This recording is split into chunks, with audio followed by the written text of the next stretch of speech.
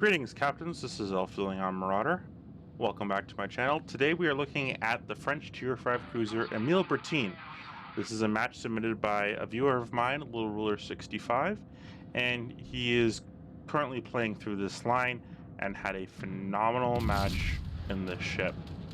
I personally love this boat. It's a great little Tier 5 ship to mess around with, and Little has one hell of a match in it. Starts out by getting harassed by the carrier a bit and has to kind of throw some shells out at Omaha up here, but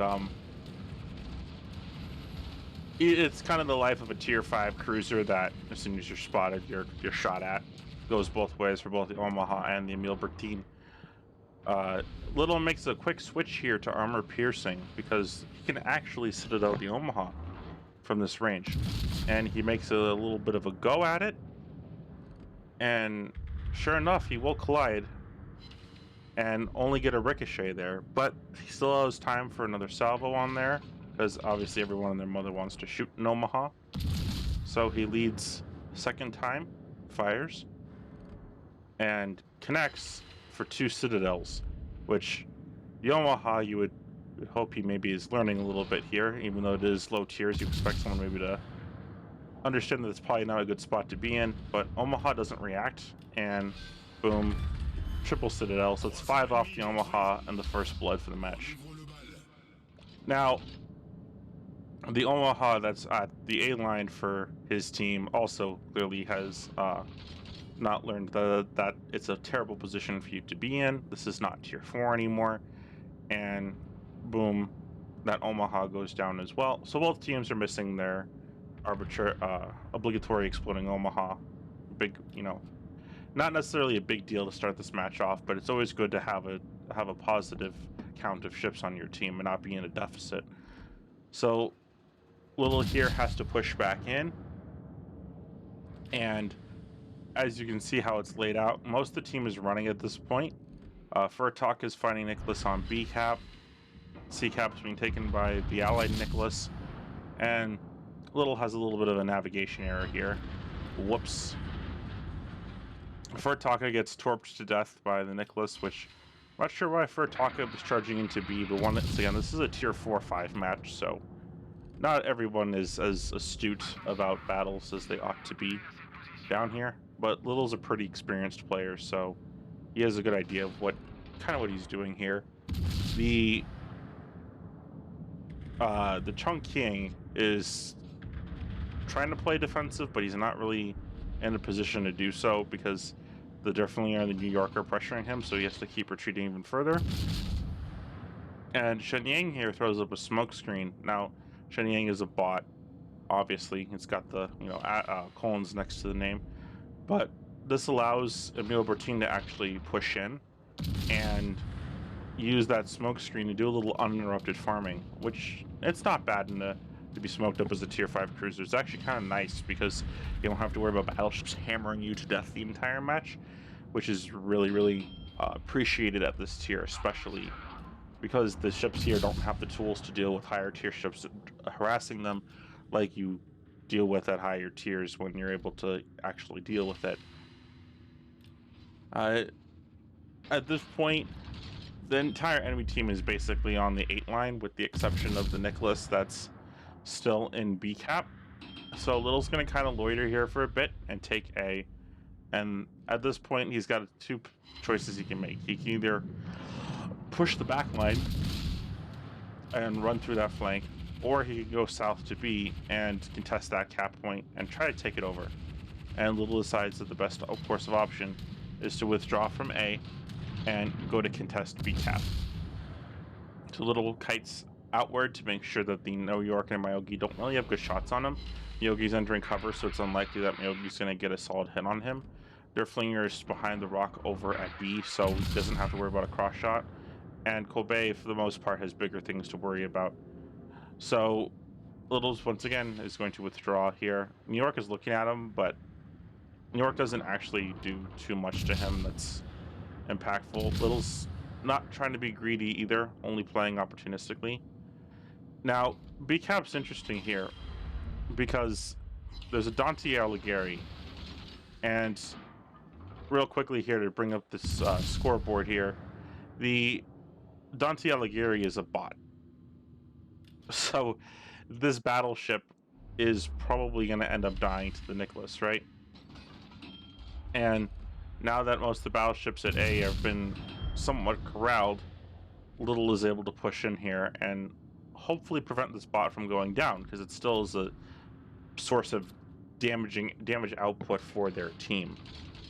Unfortunately, though, Nicholas is just having too much fun torping that bot battleship, but Little has gotten the engine of Nicholas and hit him pretty well. However, Alighieri is just not doing too hot here, and those next torps are probably going to end up killing it. However, Nicholas is almost dead, and now he's well within Emile Bertin's killing range. So on the next reload, this destroyer is definitely going down. There's no way that he's able to sustain any of this. He makes a mistake, though, by turning back broadside and not minimizing his presence. Little, however, doesn't know if the destroyer had pushed torps on him, and there's no sense of dealing with those. Even though he has hydro, there's just no sense in, I guess, risking it at this point, especially since your team's down, and HP is a very critical resource at this tier, because unlike other tiers, at the high tiers, tier 8, 9, and 10, there's no ships at this tier that even remotely have a heal, right? The tier 8s, there's some premiums that have a heal, and the 9s and 10s get a heal by default for the cruisers, but Emile Bertin does not have that. So he has to be careful here, and he can't push in aggressively without taking a calculated risk, or else it's just not going to work out for him. So he's going to end up getting on the cap here, and the Derflinger is moving forward.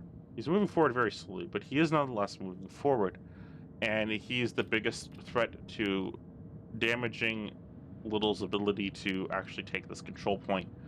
So Little is actually going to end up throwing some screening torps out here in just a second, and once those are out, he's going to end up kiting back in.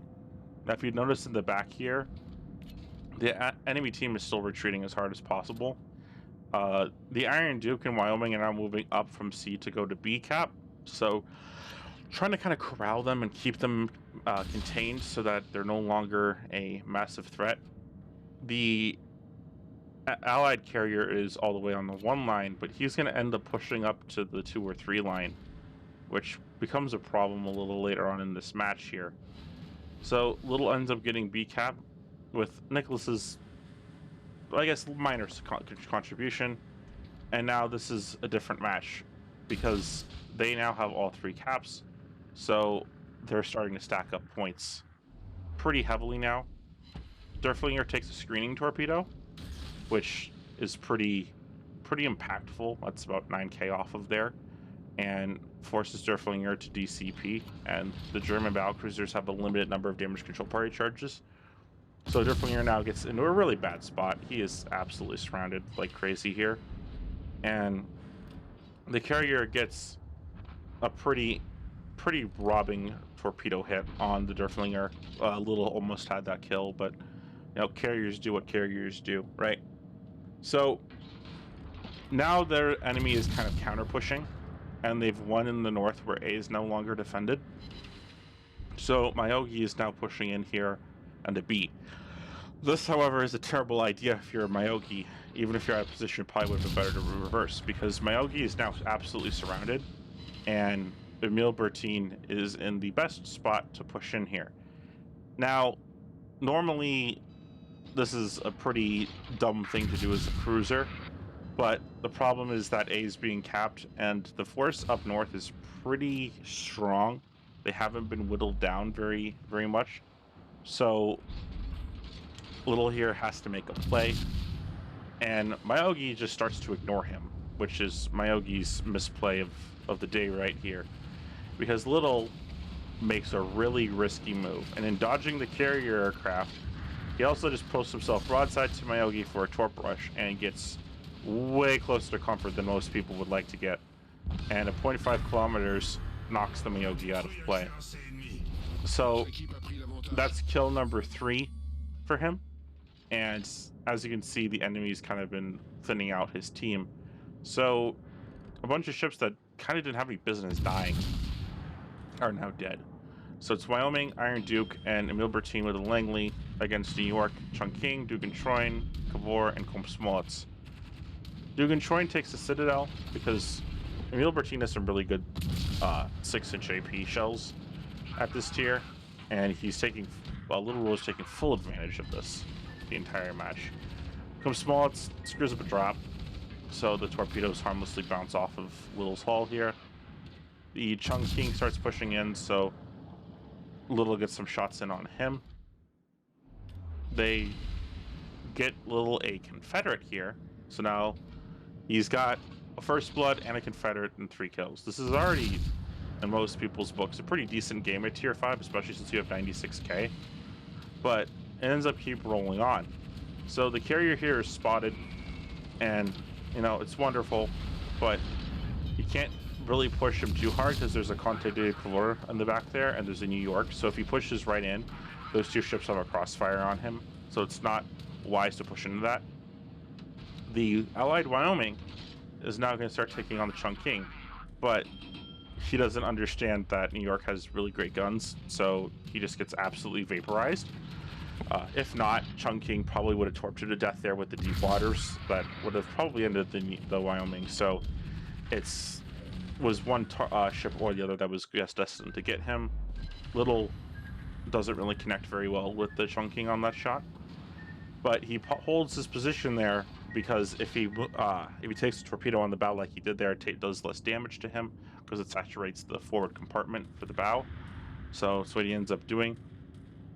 You'll also notice at this point in time that Iron Duke is kind of stuck in there. At this point, Iron Duke basically stops being productive at this point in the match. And especially since Little is now basically left to single-handedly defend this control point. A cap's taken and B is beginning to get flipped.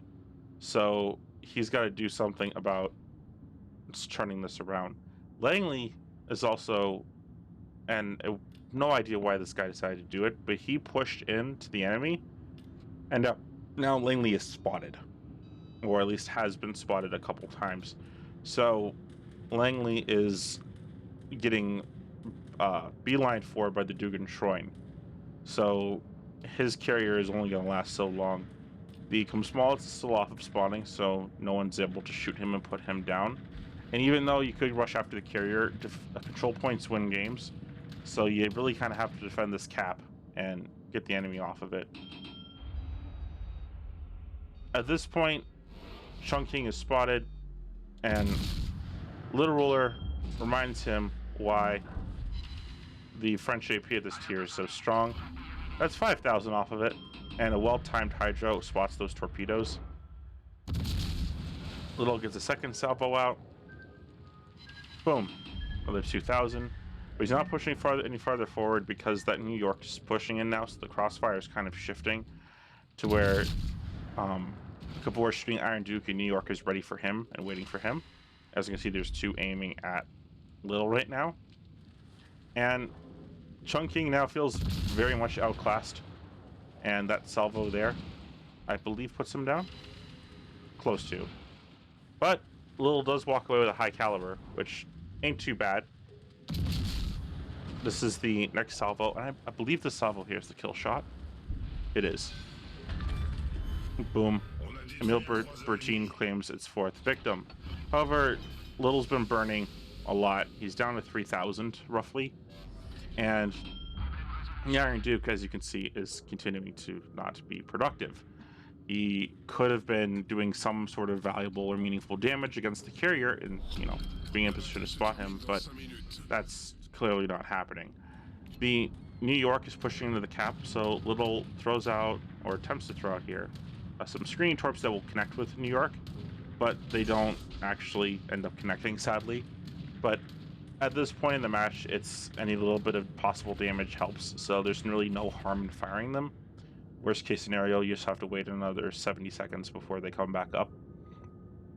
The carrier is still very much in love with the Iron Duke and has basically been farming him against the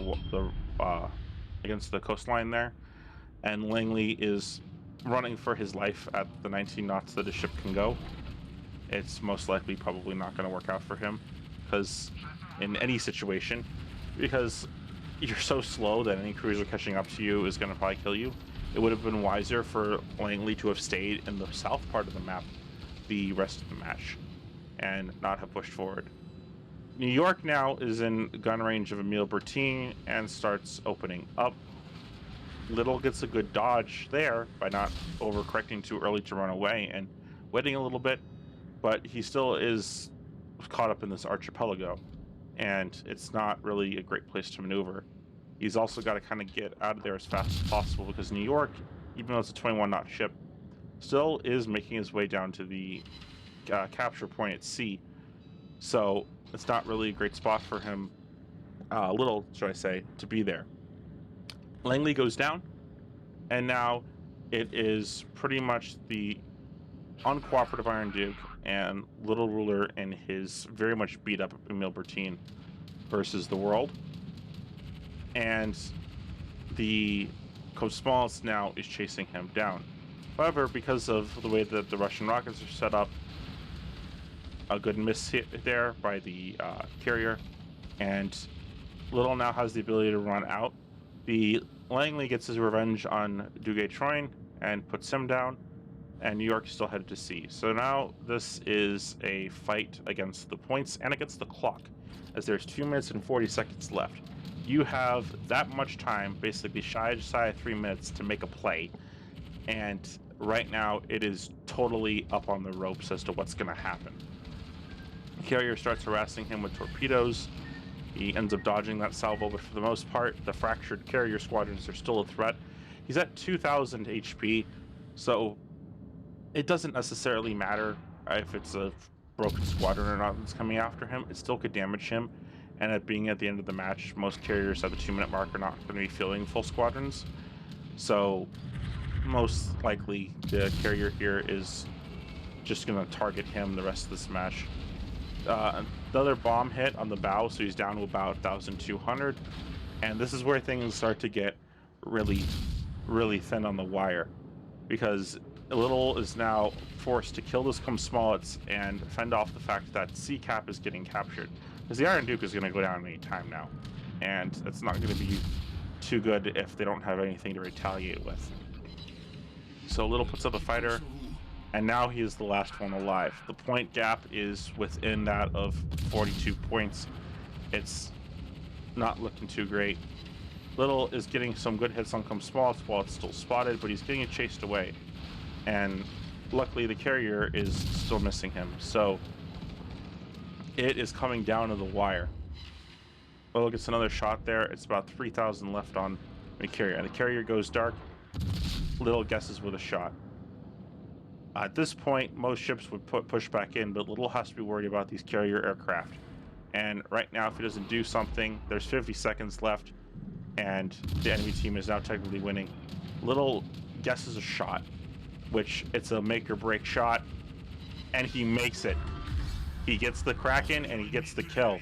And right now there's only 80 points separating the enemy team and his, and there's 30 seconds left on the game clock. Right here is the make or break for the enemy carrier. Can he get Little? And the torp drop is screwed up. Little continues though to reposition and run to the corner in case War comes back in and run out of his range. And he just has 20 seconds he's got to stay alive. That's all he needs right now. And for the most part, it looks like he's going to get it. But the clock is still not stopping the point gain, and they're catching up pretty quickly. Will he make it? He's got just a little bit more time left. 5 more seconds. 3, 2, 1. And they win it by a margin of 8 points on the board.